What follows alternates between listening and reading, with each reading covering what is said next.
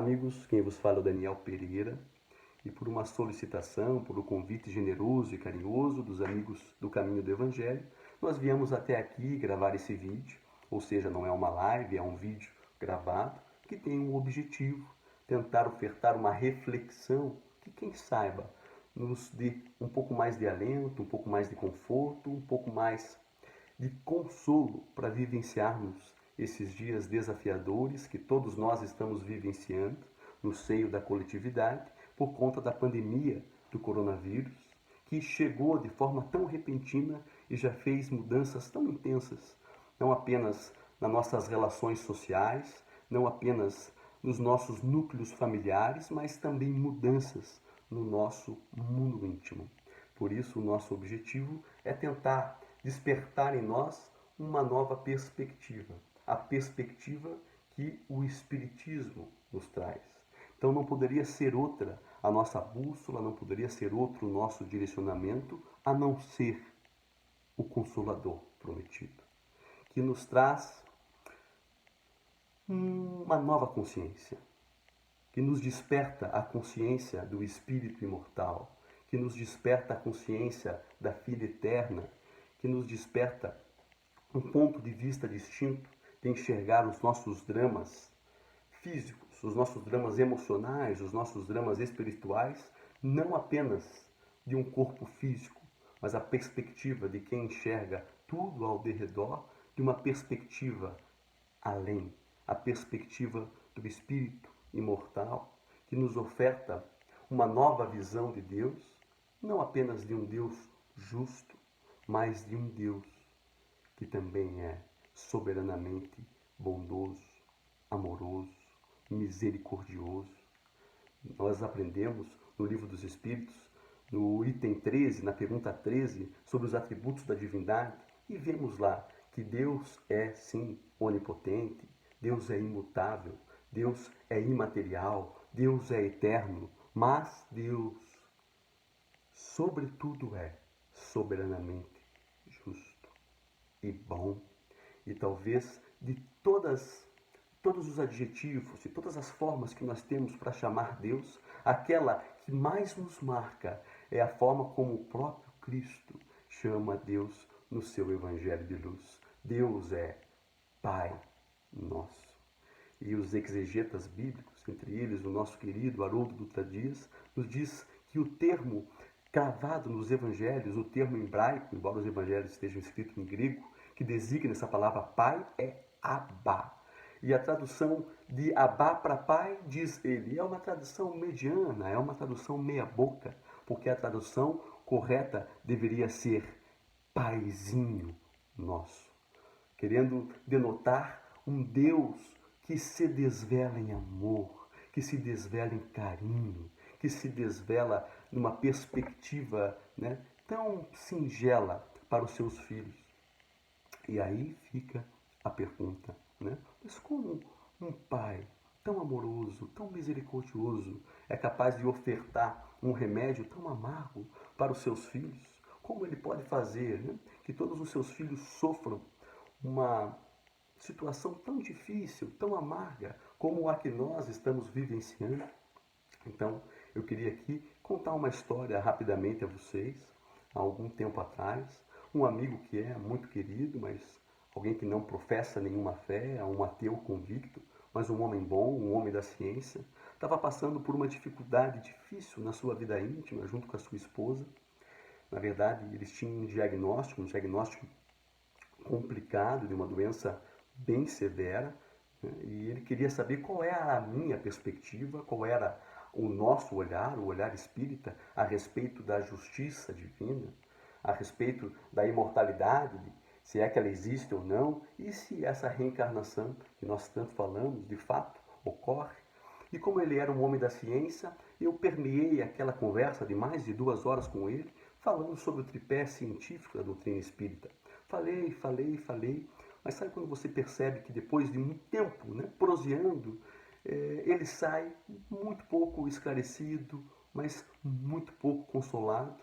E depois daquela conversa eu saí frustrado comigo mesmo, porque caminho há mais de 20 anos no seio do Espiritismo, que é o Consolador prometido, e no momento necessário, eu fui incapaz de ofertar consolo a uma pessoa que me é tão querida e saí acabrunhado comigo mesmo. Cheguei em casa, à noite, alto da noite, eu recebo uma mensagem dele.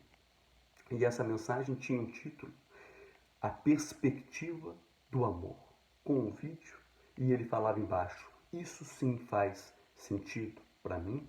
E eu fiquei estarrecido, né? Como pode uma mensagem tão doce, de uma perspectiva distinta, depois de uma conversa que nós tivemos, o que será que mudou? Então eu abri aquele vídeo, e aquele vídeo tinha um depoimento, na verdade tinha uma história narrada por um homem incrível que eu já conhecia, Dr.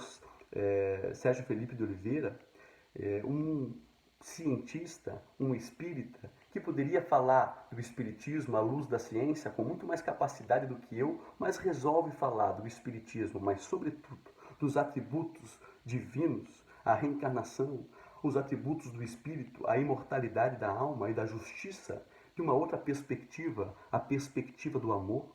E eu fui ouvir aquele vídeo, ou melhor, ver aquele vídeo. E naquele vídeo, o Dr. Sérgio Felipe de Oliveira traz uma história. Uma história que ele narra, dizendo que não é uma história verídica, uma história construída, para tentar ofertar um raciocínio. Então eu vou aqui dizer rapidamente a vocês, nesse vídeo chamado A Perspectiva do Amor, o Dr. Sérgio Felipe de Oliveira conta a história de uma mulher, de uma jovem muito pobre, que vivia na periferia de uma grande cidade, com os maiores dramas de ordem física que nós podemos imaginar. Mas uma jovem de um coração muito bom, muito generoso, embora vivesse apartada da sua família, da família de criação, ela vivia sozinha, mas alguém que estava sempre atento às necessidades do mundo ao seu redor, conhece um homem, um companheiro, e através de uma gravidez não desejada, uma gravidez não planejada, eles acabam se vinculando de uma forma um pouco mais efetiva.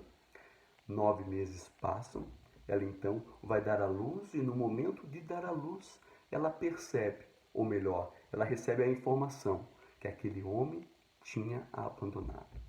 Mesmo assim, ela resolve ter o seu filho e num abraço caloroso, que só as mães sabem o que é, né? Um abraço naquele filho, naquele rebento que acabara de nascer, ela toma uma decisão.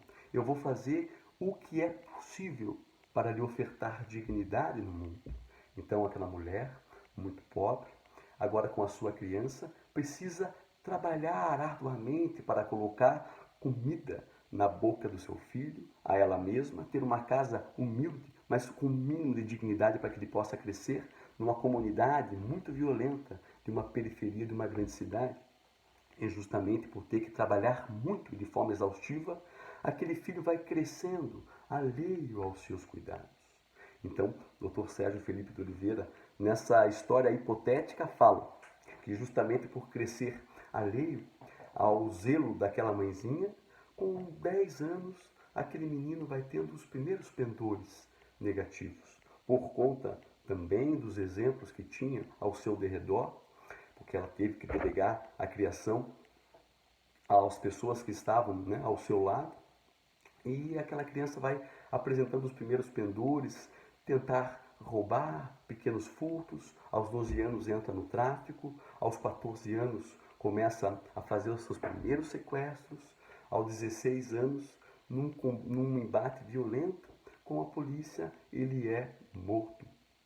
E conta, nessa história hipotética, o Dr. Sérgio Felipe de Oliveira, que aquele jovem, então, vai aos altiplanos ter uma conversa com Deus, que é a síntese apenas de toda a justiça. Deus olha para ele e diz: meu rapaz, tu nascestes num berço humilde, sim, mas você teve uma mãe zelosa, uma mãe carinhosa, que não pôde ter muito tempo para você, mas ofertou aquilo que era possível. Você não pôde compreender o esforço, você não soube compreender o esforço dela e fostes a um outro caminho, enveredastes a um outro direcionamento, o direcionamento do mal. Fizeste muito mal, meu rapaz. Por isso, não há outro lugar a você ir a não ser levado ao inferno. E naquele mesmo momento, conta o Dr. Sérgio Felipe de Oliveira, nessa história hipotética, aquela mãezinha, no plano físico, né, chora muito, abraçando o corpo do seu filho desfalecido, e toma uma resolução. A resolução é: agora eu sou uma mãe sem filhos e para eu poder encontrar utilidade na minha vida, eu vou ofertar a minha vida aos filhos que não têm mães. Vou ofertar a esses crianças o que o meu filho não teve, um cuidado zeloso, um cuidado carinhoso de quem possa lhes tutelar com valores morais. E assim ela faz no berço daquela comunidade, né? Tão simples. E já velhinha, com o corpinho alquebrado de uma vida em serviço às crianças, ela desencarna. Ao desencarnar, também é alçada aos altiplanos para conversar com esse mesmo juiz, com esse mesmo Deus que é a síntese de toda a justiça.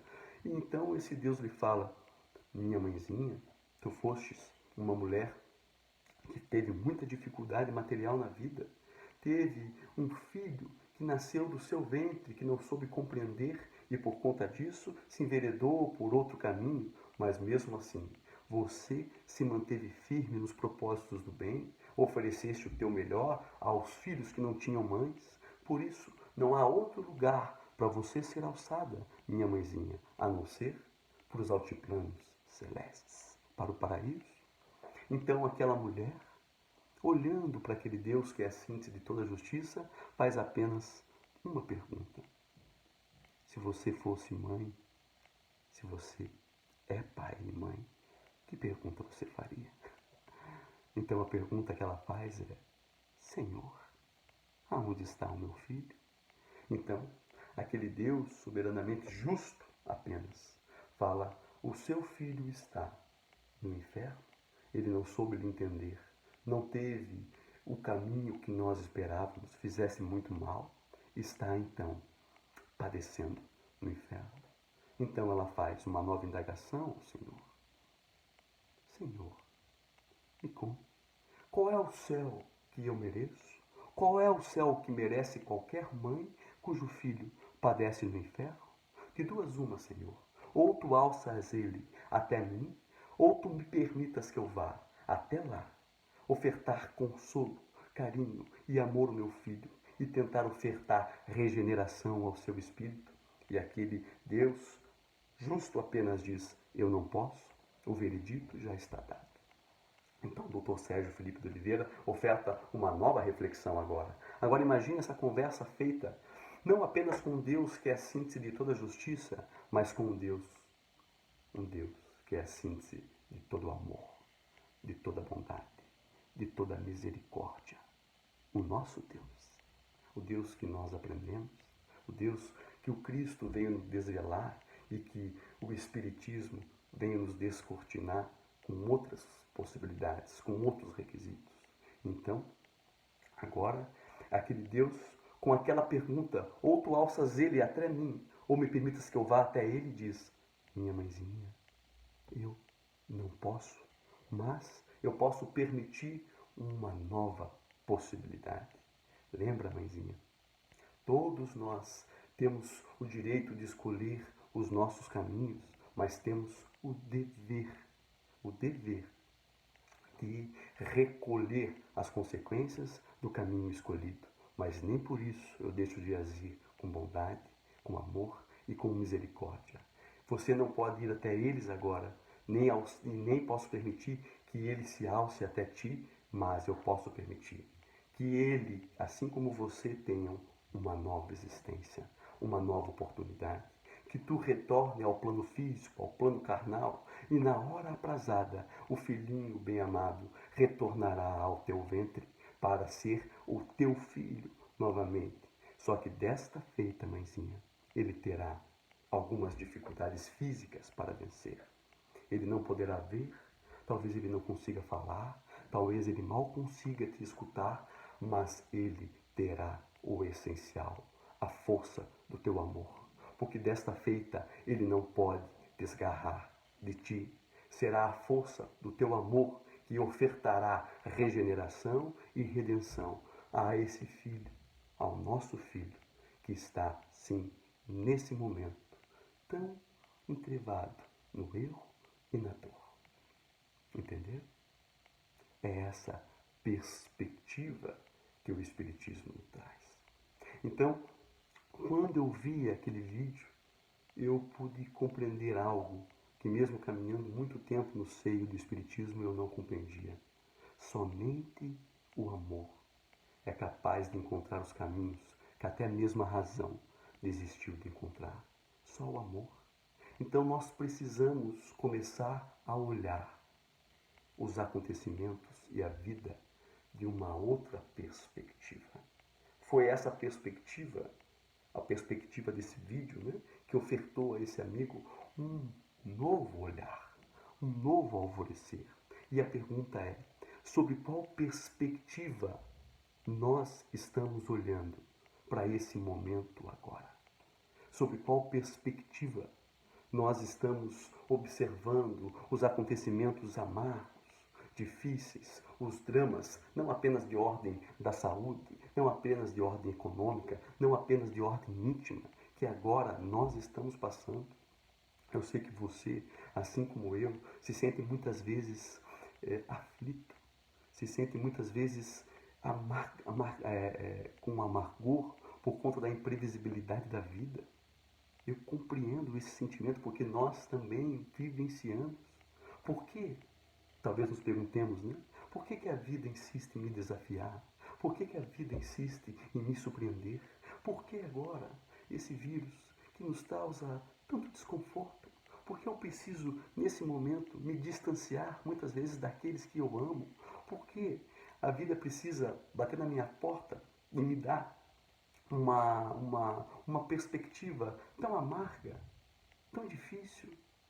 E talvez a pergunta é: sobre qual ponto de vista nós escolheremos olhar para tudo isso? Porque nós poderíamos escolher olhar apenas da perspectiva material, e nós encontraremos nessa perspectiva muitas dúvidas, inúmeras incertezas, e muitas vezes encontraremos um desespero por conta da dor que campeia ao derredor. Mas há uma perspectiva distinta, a perspectiva de um Deus justo, amoroso, misericordioso e bom, a perspectiva de que toda dor e que todo sofrimento ainda é processo terapêutico e pedagógico para o espírito imortais que nós somos. Então, nós precisamos urgentemente colher os ensinamentos que essa perspectiva espiritual quer nos ofertar. Quais ensinamentos você e eu estamos conseguindo aurir? Esse é o ponto. Talvez alguns, gente, né? Nós não somos autossuficientes. Nenhuma nação é autossuficiente.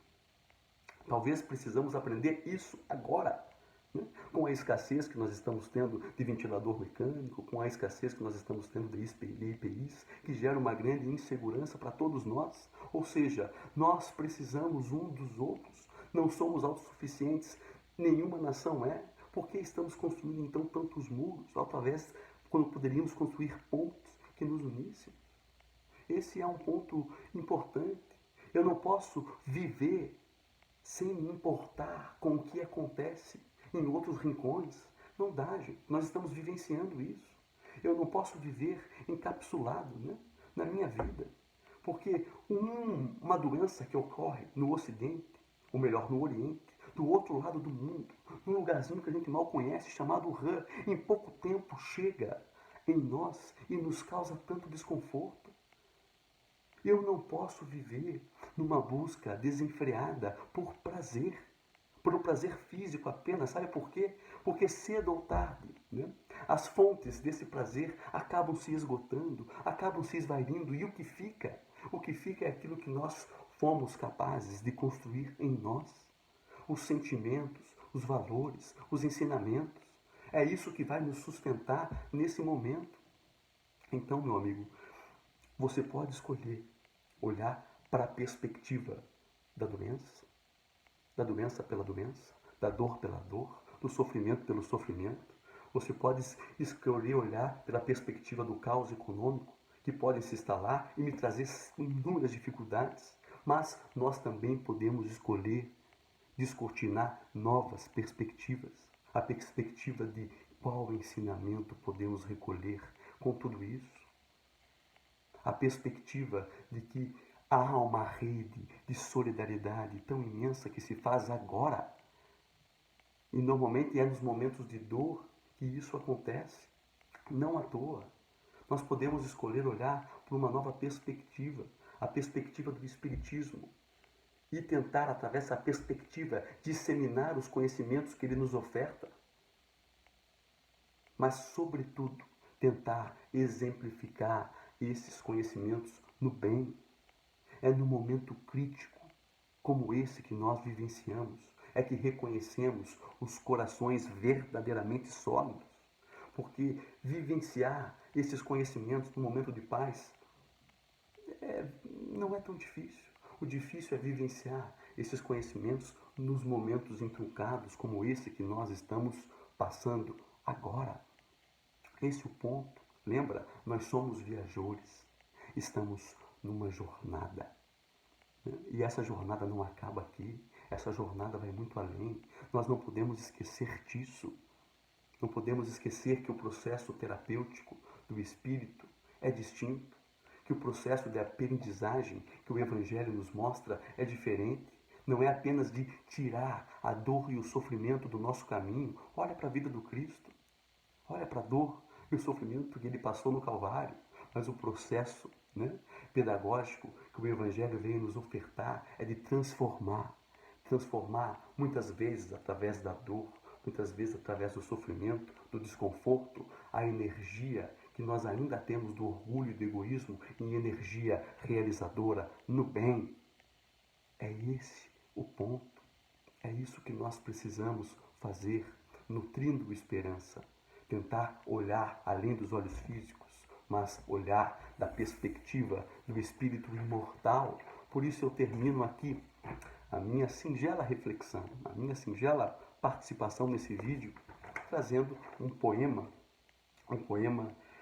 de Maria Dolores, psicografado pelas mãos abençoadas de Francisco Cândido Xavier, em Caminhos do Amor.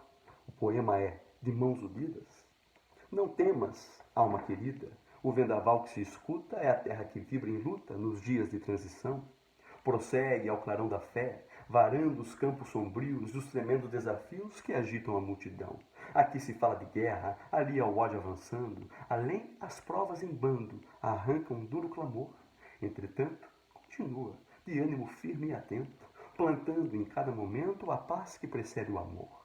Se é o ouvido em que se extingue a gritaria do insulto, a força do braço oculto que serve sem reclamar, se é a palavra calmante em que a discórdia termina, a compreensão que ilumina em qualquer tempo e lugar, prossegue, trabalha, aprende, age e auxilia a alma boa. Se alguém te fere, perdoa. Entre as trevas, faze luz. Não vais a sós, muitos somos, e na imensa caravana de socorro a vida humana, o guia excelso. O guia excelso é Jesus. Então lembremos dos seus ensinamentos. Lembremos da sua passagem luminífera pelo mundo. Lembremos que ele também passou por inúmeros momentos de drama, de dor e de sofrimento. Mas lembremos de vê-lo altivo e liberto no domingo da paixão, no domingo da ressurreição, vencendo a própria vida, a vida física, ou seja, nos dando um tesouro inaquilatável, que é a eternidade. Como nós vivenciaremos daqui para frente, dependerá das escolhas que cada um de nós vamos fazer. Um abraço caloroso a vocês. Até mais.